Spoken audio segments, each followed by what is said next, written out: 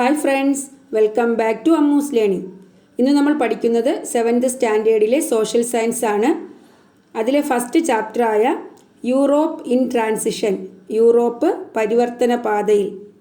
ഈ ചാപ്റ്ററിൽ നിന്നുള്ള സെക്കൻഡ് പാർട്ടാണ്. ഫസ്റ്റ് പാർട്ടിൻ്റെ ലിങ്ക് ഞാൻ ഡിസ്ക്രിപ്ഷൻ ബോക്സിൽ കൊടുക്കാം. കാണാത്തവർ ആ പാർട്ട് കൂടി കാണുക. അതുപോലെ തന്നെ സെക്കൻഡ് ചാപ്റ്റർ മുതൽ 11th ചാപ്റ്റർ വരെയുള്ള ക്ലാസ്സുകൾ നേരത്തെ ഞാൻ അപ്ലോഡ് ചെയ്തിട്ടുണ്ട്. അതിൻ്റെ പ്ലേലിസ്റ്റ് ലിങ്ക് കൂടി ഞാൻ കൊടുക്കാം. ആവശ്യമുള്ളവർ ഈ ക്ലാസ്സുകൾ കാണുക. നമ്മൾ ഈ ചാപ്റ്ററിൽ യൂറോപ്പിനെ പരിവർത്തനത്തിലേക്ക് നയിച്ച നവോത്ഥാന കാലഘട്ടത്തെക്കുറിച്ചാണ് പഠിച്ചുകൊണ്ടിരുന്നത്, അല്ലേ? കഴിഞ്ഞ ക്ലാസ്സിൽ നമ്മൾ എന്താ പറഞ്ഞു നിർത്തിയത്? എന്താണ് റിനേസൻസ് അല്ലെങ്കിൽ നവോത്ഥാനം എന്ന് പറഞ്ഞു, അല്ലേ? എന്താണ്? A new awakening in all spheres of human life became visible in Europe and it is known as the renaissance, അല്ലേ? എന്താണ്? മനുഷ്യ ജീവിതത്തിൻ്റെ എല്ലാ മേഖലകളിലും ഉണ്ടായ ഒരു പുത്തൻ ഉണർവാണ് നവോത്ഥാനം എന്ന് പറയുന്നത്.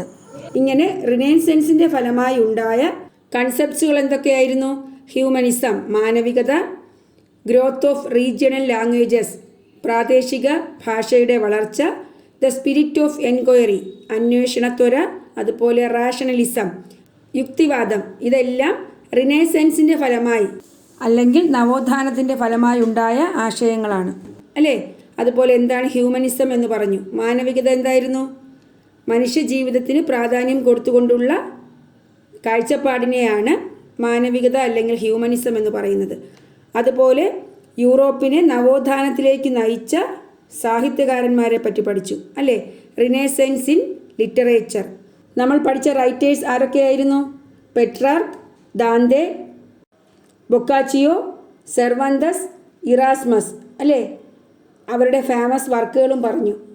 ഇന്ന് നമ്മൾ പഠിക്കുന്നത് റിനേസൻസ് ഇൻ ആർട്സ്, നവോത്ഥാനം കലയിൽ. നവോത്ഥാന കലകളിൽ ഏറ്റവും ശ്രദ്ധേയം ഏതായിരുന്നു? ചിത്രകലയായിരുന്നു. മനസ്സിലായോ? ആ കാലഘട്ടത്തിലെ ശ്രദ്ധേയരായ ചിത്രകാരന്മാരിൽ ഫേമസായ ഒരാളായിരുന്നു ലിയോനാർഡോ ഡാവിഞ്ചി. അദ്ദേഹത്തിൻ്റെ 2 ഫേമസായ പെയിൻറ്റിങ്സ് ആണ് Mona Lisa and the Last Supper. Mona Lisa, അതുപോലെ ദ ലാസ്റ്റ് സപ്പർ, അവസാനത്തെ അത്താഴം. ഇതിൽ മൊണാലിസ എന്ന ചിത്രത്തിൻ്റെ പ്രത്യേകത എന്താണ്? The Mona Lisa is a famous painting of the Renaissance period. നവോത്ഥാന കാലഘട്ടത്തിലെ ഫേമസായ ഒരു പെയിൻറ്റിംഗ് ആണ് Mona Lisa. The mysterious smile of Mona Lisa has led to much discussions and debates. ആ ചിത്രത്തിലെ നിഗൂഢമായ പുഞ്ചിരി ഒരുപാട് ചർച്ചകൾക്കും സംവാദങ്ങൾക്കും വഴിവെച്ചു. Leonardo da Vinci, one of the famous artist of the Renaissance period, completed the painting in between AD 1503 and AD 1505. 1503 അതുപോലെ AD 1505 ഇടയിലാണ് ഈ പെയിൻറ്റിംഗ് കംപ്ലീറ്റ് ചെയ്തത്. It is preserved in the Paris museum. ഇത് പാരീസ് മ്യൂസിയത്തിൽ സംരക്ഷിക്കപ്പെടുന്നു. മനസ്സിലായല്ലോ? അപ്പോൾ മൊണാലിസ ആരുടെ വർക്കാണ്? Leonardo da Vinci. അടുത്ത ഒരു ഫേമസ് പെയിൻറ്റിംഗ് ആണ് അദ്ദേഹത്തിൻ്റെ ദ ലാസ്റ്റ് സപ്പർ, അവസാനത്തെ അത്താഴം. അപ്പോൾ ലിയോനാർഡോ ഡാവിഞ്ചിയുടെ 2 പെയിൻറ്റിങ്സ് ഏതൊക്കെയാണ്? Mona Lisa, the Last Supper. ഇനി അടുത്ത ചിത്രകാരനായിരുന്നു മൈക്കൽ ആഞ്ചലോ. മൈക്കൽ ആഞ്ചലോ ഒരു കവി കൂടിയായിരുന്നു. മനസ്സിലായോ? അദ്ദേഹത്തിൻ്റെ പെയിൻറ്റിംഗ് ഏതാണ്? ദ ലാസ്റ്റ് ജഡ്ജ്മെൻറ്റ്, അന്ത്യവിധി. അപ്പോൾ ലാസ്റ്റ് ജഡ്ജ്മെൻറ്റ് ആരുടേതാണ്? Michelangelo. Last Supper Leonardo da Vinci. അടുത്ത ചിത്രകാരനാണ് റാഫേൽ. അദ്ദേഹം ചിത്രകലയിലും അതുപോലെ ശില്പവിദ്യയിലും അഗ്രഗണ്യനായിരുന്നു. അദ്ദേഹത്തിൻ്റെ വർക്ക് ഏതാണ്? ദ സ്കൂൾ ഓഫ് ഏതൻസ്, ഏതൻസിലെ വിദ്യാലയം. അപ്പോൾ നമ്മളിപ്പോൾ പഠിച്ച 3 പേരും ഏത് ഫീൽഡാണ്? പെയിൻറ്റിംഗ് ആണ്, അല്ലേ? ചിത്രകലയിൽ പ്രസിദ്ധരായ വ്യക്തികളാണ്. ചിത്രകലയിൽ മാത്രമല്ല മറ്റു കലാരംഗങ്ങളിലും ഒരുപാട് മുന്നേറ്റമുണ്ടായി. ഏതൊക്കെയാണ്? ആർക്കിടെക്ചർ, വാസ്തുവിദ്യ, സ്കൾപ്ചർ, ശില്പവിദ്യ, അതുപോലെ മ്യൂസിക്, സംഗീതം. ഈ രംഗങ്ങളിലെല്ലാം ഒരുപാട് കലാകാരന്മാരും അവരുടെ കലാസൃഷ്ടികളും ഉണ്ടായി. അതേതൊക്കെയാണെന്ന് നോക്കാം. The prominent sculptors and architects and their works can be identified from the following pictures. ശില്പവിദ്യയിലും വാസ്തുവിദ്യയിലും പ്രശസ്തരായ കലാകാരന്മാരും അവരുടെ വർക്കുകളും നമുക്ക് നോക്കാം. ഒന്നാമത്തെ ആൾ ലോറൻസോ ഗിബർട്ടി. അദ്ദേഹം വാസ്തുവിദ്യാ രംഗത്താണ് പ്രശസ്തൻ. മനസ്സിലായോ? അപ്പോൾ ലോറൻസോ ഗിബർട്ടി ഏത് ഫീൽഡാണ്, ഏത് മേഖലയിലാണ്? ആർക്കിടെക്ചർ, വാസ്തുവിദ്യ. അദ്ദേഹത്തിൻ്റെ വർക്ക് ഏതാണ്? The door of the Florence Baptistery, ഫ്ലോറൻസിലെ ബാപ്റ്റിസ്റ്റ് പള്ളിയുടെ വാതിൽ. ആ വാതിലിലെ വർക്കുകൾ അദ്ദേഹത്തിൻ്റെ പ്രാഗൽഭ്യം തെളിയിക്കുന്നതായിരുന്നു. അടുത്ത കലാകാരനാണ് ഡൊണാറ്റെല്ലോ. അദ്ദേഹത്തിൻ്റെ വർക്കാണ് ഗാട്ടാ മെലീത്ത. ഗാട്ടാ മെലീത്ത എന്ന അദ്ദേഹത്തിൻ്റെ ശില്പം കണ്ടല്ലോ. ഡൊണാറ്റെല്ലോയും ഏത് ഫീൽഡായിരുന്നു, ഏത് മേഖലയാണ്? സ്കൾപ്ചർ, ശില്പവിദ്യ അല്ലേ. ഇനി നമുക്ക് നമ്മളിപ്പോൾ പഠിച്ച ആർട്ടിസ്റ്റിനെയും അവരുടെ വർക്കിനെയും അതുപോലെ ഫീൽഡും ഒരു ടേബിളാക്കി എഴുതാം. Examine the pictures and fill out the names of Renaissance artist, their notable works and respective fields. എന്താണ് നമ്മളിപ്പോൾ പഠിച്ച നവോത്ഥാന കലാകാരന്മാരെയും അവരുടെ വർക്കിനെയും അതുപോലെ അവർ ഏത് മേഖലയിലാണെന്നും ടേബിളാക്കി എഴുതാനാണ്. ഇതാ നോക്കൂ, ആർട്ടിസ്റ്റ് ഏതാണ്? Lorenzo Ghiberti. അദ്ദേഹത്തിൻ്റെ വർക്ക് ഏതാണ്? The door of the Florence Baptistery. ഏത് ഫീൽഡാണ്? ആർക്കിടെക്ചർ അല്ലേ. അടുത്ത് ഡൊണാറ്റെല്ലോ, വർക്ക് ഏതാണ്? ഗാട്ടാ മെലീത്ത, ഫീൽഡോ sculpture. Leonardo da Vinci, Mona Lisa, the Last Supper, painting. Raphael, work ഏതാണ്? The School of Athens, field ഏതാണ്? പെയിൻറ്റിങ്. മൈക്കൽ ആഞ്ചലോ, അദ്ദേഹത്തിൻ്റെ വർക്കാണ് ദ ലാസ്റ്റ് ജഡ്ജ്മെൻറ്റ്, ഫീൽഡ് ഏതാണ്? പെയിൻറ്റിങ്. മനസ്സിലായോ? ഇനി റിനൈസൻസ് ഇൻ സയൻസ്, നവോത്ഥാനം ശാസ്ത്രത്തിൽ. ഈ നവോത്ഥാന കാലഘട്ടത്തിൽ ശാസ്ത്രരംഗത്ത് എന്തൊക്കെ മാറ്റങ്ങളാണ് ഉണ്ടായതെന്ന് നോക്കാം. നിങ്ങൾ പഠിച്ചിട്ടുണ്ട്, sun is the centre of the solar system and all planets including the earth revolve around it അല്ലേ. സോളാർ സിസ്റ്റത്തിലെ സെൻറ്റർ സണ്ണാണെന്നും എർത്ത് ഉൾപ്പെടെയുള്ള എല്ലാ പ്ലാനറ്റ്സും ഈ സണ്ണിന് ചുറ്റും കറങ്ങിക്കൊണ്ടിരിക്കുന്നു എന്നും പഠിച്ചിട്ടുണ്ട്. എന്നാൽ ആദ്യകാലത്ത് വിശ്വസിച്ചിരുന്നത് the earth was the centre of the universe, ഈ പ്രപഞ്ചത്തിൻ്റെ കേന്ദ്രം ഭൂമിയാണ് എന്നാണ്. In the Renaissance period this belief was proven false. എന്നാൽ നവോത്ഥാന കാലഘട്ടത്തിൽ ഈ വിശ്വാസം തെറ്റാണെന്ന് തെളിയിച്ചു. ആരാണ് തെളിയിച്ചത്? Copernicus propounded the theory of the solar system and announce that the earth revolves round the sun. Copernicus ആണ് സോളാർ സിസ്റ്റം എന്നൊരു തിയറി കൊണ്ടുവന്നത്, സൗരയൂഥ സിദ്ധാന്തം. അദ്ദേഹം പറഞ്ഞു, earth revolves round the sun, സണ്ണിന് ചുറ്റും, സൂര്യന് ചുറ്റും ഭൂമി കറങ്ങിക്കൊണ്ടിരിക്കുന്നു. അപ്പോൾ ഭൂമിയല്ല പ്രപഞ്ചത്തിൻ്റെ കേന്ദ്രമെന്നും സോളാർ സിസ്റ്റം, സൗരയൂഥത്തിൽ സണ്ണാണ് കേന്ദ്രമെന്നും ആ സണ്ണിന് ചുറ്റും ഈ ഭൂമി കറങ്ങിക്കൊണ്ടിരിക്കുന്നു എന്നും കണ്ടുപിടിച്ചത് ആരാണ്? കോപ്പർനിക്കസ്. അദ്ദേഹത്തിൻ്റെ തിയറി ഏതാണ്? സോളാർ സിസ്റ്റം തിയറി അല്ലേ, സൗരയൂഥ സിദ്ധാന്തം. Later Galileo Galilei invented the telescope and using it he scientifically proved that the theory put forward by Copernicus was true. Galileo Galilei എന്ത് കണ്ടുപിടിച്ചു? ടെലിസ്കോപ്പ് കണ്ടുപിടിച്ചു. അത് വെച്ചിട്ട് അദ്ദേഹം സയൻറ്റിഫിക്കലി, ശാസ്ത്രീയമായി തെളിയിച്ചു കോപ്പർനിക്കസ് പറഞ്ഞ തിയറി ശരിയാണ്. ഇതോടൊപ്പം ജോഹന്നാസ് ഗുട്ടൻബെർഗ് എന്ത് കണ്ടുപിടിച്ചു? പ്രിൻറ്റിംഗ് പ്രസ് കണ്ടുപിടിച്ചു, അച്ചടി യന്ത്രം. ആ പ്രിൻറ്റിംഗ് പ്രസ്സിൻ്റെ കണ്ടുപിടുത്തത്തോടുകൂടി ഈ കോപ്പർനിക്കസിൻ്റെ തിയറിയും ഗലീലിയോ ഗലീലി തെളിയിച്ചതുമെല്ലാം ഒരുപാട് പേരിൽ എത്തിച്ചേരാൻ സഹായിച്ചു. മനസ്സിലായോ? പ്രിൻറ്റിംഗ് പ്രസ്സിലൂടെ അച്ചടിച്ച് ഇത് മറ്റുള്ളവരിലേക്ക് എത്തിച്ചേരാൻ വഴിവെച്ചു. മുമ്പ് എങ്ങനെയായിരുന്നു?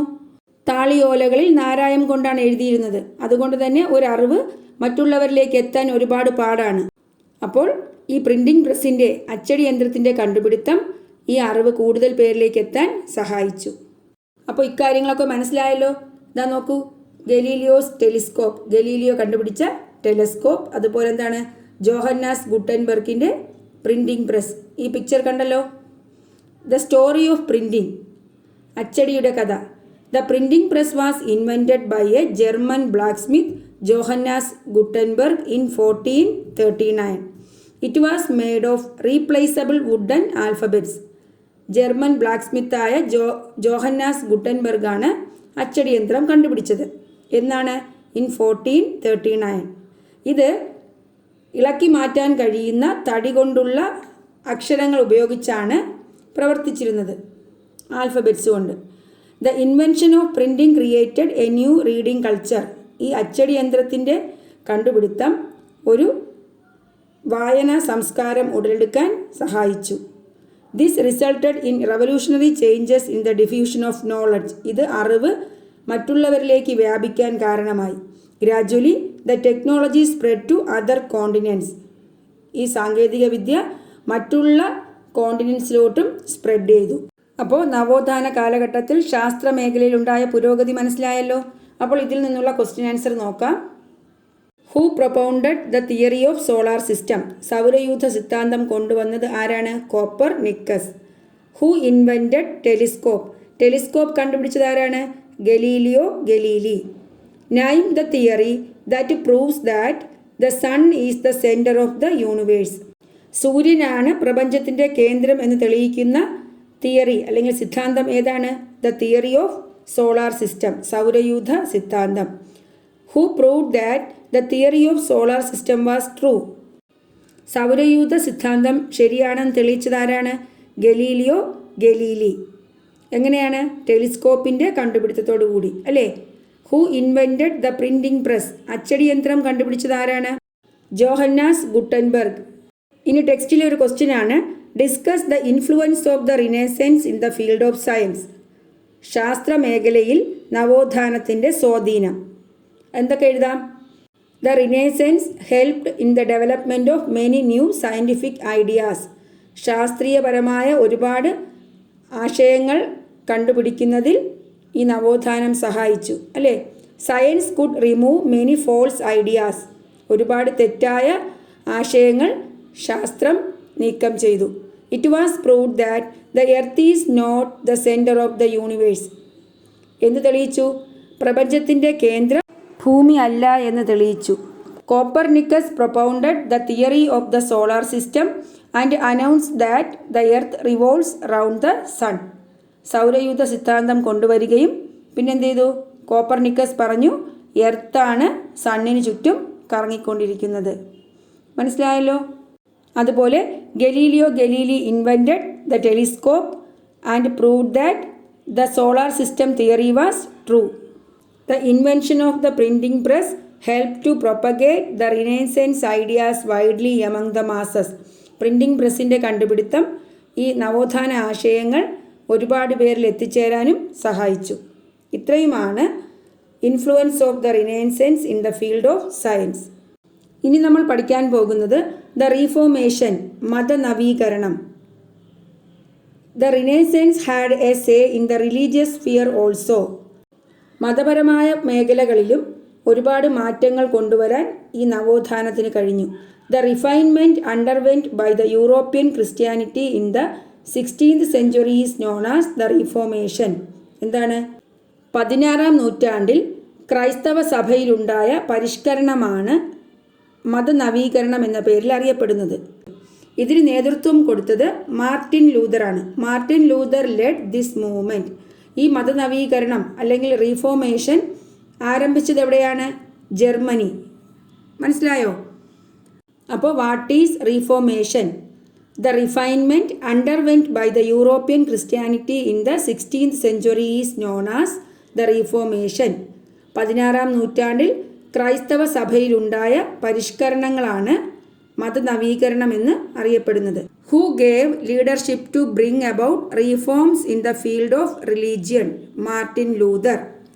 Where was Reformation began? മതനവീകരണം ആരംഭിച്ചത് എവിടെയാണ്? ഇൻ ജർമ്മനി, ജർമ്മനിയിൽ. മനസ്സിലായോ? അപ്പോൾ എന്താണ് റീഫോർമേഷൻ അല്ലെങ്കിൽ മതനവീകരണം എന്ന് മനസ്സിലായല്ലോ. ഇനി in search of sea routes, സമുദ്രമാർഗങ്ങൾ തേടി. We have seen that the Turks had conquered Constantinople. തുർക്കികൾ കോൺസ്റ്റാന്റിനോപ്പിൾ പിടിച്ചടക്കിയത് നമ്മൾ പഠിച്ചു കഴിഞ്ഞു. This dismantled the trade relation between Europe and Asia. തുർക്കികൾ കോൺസ്റ്റാന്റിനോപ്പിൾ പിടിച്ചടക്കിയത് ഏഷ്യയും യൂറോപ്പും തമ്മിലുള്ള വാണിജ്യ ബന്ധങ്ങൾക്ക് ഉലച്ചിലുണ്ടാക്കി. അതുകൊണ്ട് തന്നെ അവർക്ക് സമുദ്രമാർഗം യാത്ര ചെയ്യേണ്ടി വന്നു, അല്ലെങ്കിൽ വാണിജ്യ യാത്രകൾ നടത്തേണ്ടി വന്നു. European traders discovered new sea routes to Asia. ഏഷ്യയിലേക്ക് പുതിയ സീ റൂട്ടുകൾ, സമുദ്രമാർഗം കണ്ടെത്തി. മനസ്സിലായോ? The invention of the compass and the spirit of adventure uncovered unknown routes, oceans and continents. വടക്ക് നോക്കി യന്ത്രത്തിൻ്റെ കണ്ടുപിടുത്തവും കോമ്പസിൻ്റെ കണ്ടുപിടുത്തവും അതുപോലെ സാഹസിക സഞ്ചാരത്തോടുള്ള താല്പര്യവും അവർക്ക് പുതിയ പുതിയ പ്രദേശങ്ങളും പുതിയ സമുദ്രങ്ങളും പുതിയ വൻകരകളും തേടിയുള്ള യാത്രയ്ക്ക് വഴിവെച്ചു. മനസ്സിലായോ? അവർ അറിയാത്ത പ്രദേശങ്ങളിലേക്കും ഓഷനിലേക്കും അതുപോലെ വൻകരകളിലേക്കും യാത്ര ചെയ്യാൻ തുടങ്ങി. അപ്പോൾ സമുദ്രമാർഗങ്ങൾ തേടിയുള്ള യാത്രയ്ക്ക് കാരണം എന്താണ്? തുർക്കികൾ കോൺസ്റ്റാന്റിനോപ്പിൾ പിടിച്ചടക്കിയതോടുകൂടി യൂറോപ്പും ഏഷ്യയും തമ്മിലുള്ള വാണിജ്യ ബന്ധം ഇല്ലാതാവുകയും അവർക്ക് എന്താണ്, പുതിയ സീ റൂട്ട്, സമുദ്രമാർഗങ്ങൾ കണ്ടെത്തേണ്ടതായി വന്നു. അതുകൊണ്ട് തന്നെ അവരുടെ കോമ്പസിൻ്റെ കണ്ടുപിടുത്തം, വടക്ക് നോക്കി യന്ത്രത്തിൻ്റെ കണ്ടുപിടുത്തം, അതുപോലെ സ്പിരിറ്റ് ഓഫ് അഡ്വഞ്ചർ, സാഹസിക സഞ്ചാരത്തോടുള്ള താല്പര്യം, ഇതെല്ലാം പുതിയ പ്രദേശങ്ങളിലേക്ക് യാത്ര ചെയ്യാൻ അവരെ സഹായിച്ചു. The invention of which tool made the sea journey more easy. എന്തിൻ്റെ കണ്ടുപിടുത്തമാണ് അവർക്ക് സീ ജേണി എളുപ്പമാക്കിയത്? മറൈനേഴ്സ് കോമ്പസ്, വടക്ക് നോക്കി യന്ത്രം. ഇനി ഇൻഡസ്ട്രിയൽ റവല്യൂഷൻ, വ്യവസായ വിപ്ലവം. നമ്മൾ പഠിച്ചു ശാസ്ത്രമേഖലയിൽ നവോത്ഥാനത്തിൻ്റെ വളർച്ചയോടുകൂടി ഒരുപാട് മെഷീൻസ് അല്ലേ, ഒരുപാട് യന്ത്രങ്ങൾ കണ്ടുപിടിച്ചു. ഇതെന്താണ്? ഉൽപ്പാദന രംഗത്ത് ഒരുപാട് മാറ്റങ്ങൾ കൊണ്ടുവന്നു. പുതിയ പുതിയ യന്ത്രങ്ങൾ വന്നതോടുകൂടി ഒരുപാട് ഉൽപ്പാദനം കൂടി. Consequently the production increased while the cost of production decreased. ഉൽപ്പാദന ചെലവ് കുറയുകയും ഉൽപ്പാദനം കൂടുകയും ചെയ്തു അല്ലേ. നമ്മൾ ഹാൻഡ് മെയ്ഡ്, കൈകൊണ്ട് ചെയ്യുന്നതിനേക്കാൾ ഒരുപാട് ഉൽപ്പാദനം മെഷീൻ വഴി കൂട്ടുവാൻ കഴിഞ്ഞു. ഇങ്ങനെ ഉൽപ്പാദനത്തിലുണ്ടായ ഈ മാറ്റത്തെയാണ് ഇൻഡസ്ട്രിയൽ റവല്യൂഷൻ, വ്യവസായ വിപ്ലവം എന്നറിയപ്പെടുന്നത്. ഈ ഇൻഡസ്ട്രിയൽ റവല്യൂഷൻ തുടങ്ങിയത് എവിടെയാണ് ആരംഭിച്ചത്? In England. ഇംഗ്ലണ്ടിലാണ് ഇൻഡസ്ട്രിയൽ റവല്യൂഷൻ ആരംഭിച്ചത്. ഈ ഇൻഡസ്ട്രിയൽ റവല്യൂഷനോട് കൂടി വാണിജ്യ രംഗത്ത് ഒരുപാട് മാറ്റങ്ങൾ ഉണ്ടായി. മനസ്സിലായോ? അപ്പോൾ what is industrial revolution? The Renaissance in the field of science led to the invention of new machines which brought about immense changes in the field of production. Consequently, the production increased while the cost of production decreased. Such changes in the field of production is known as industrial revolution.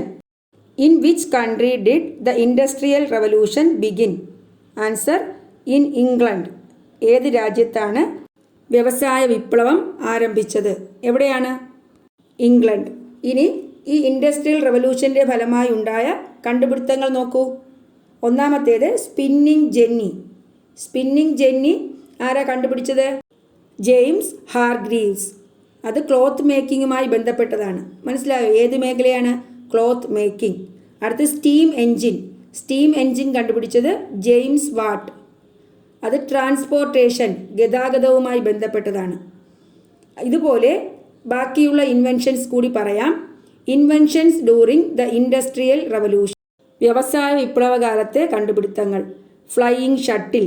Scientist, ശാസ്ത്രജ്ഞൻ ആരാണ്? John K. Sector ഏത് മേഖലയാണ്? Cloth making. Spinning jenny James Hargreaves. ഏത് sector? Cloth making. Steam engine James വാട്ടാണ്. ട്രാൻസ്പോർട്ടേഷനാണ് sector.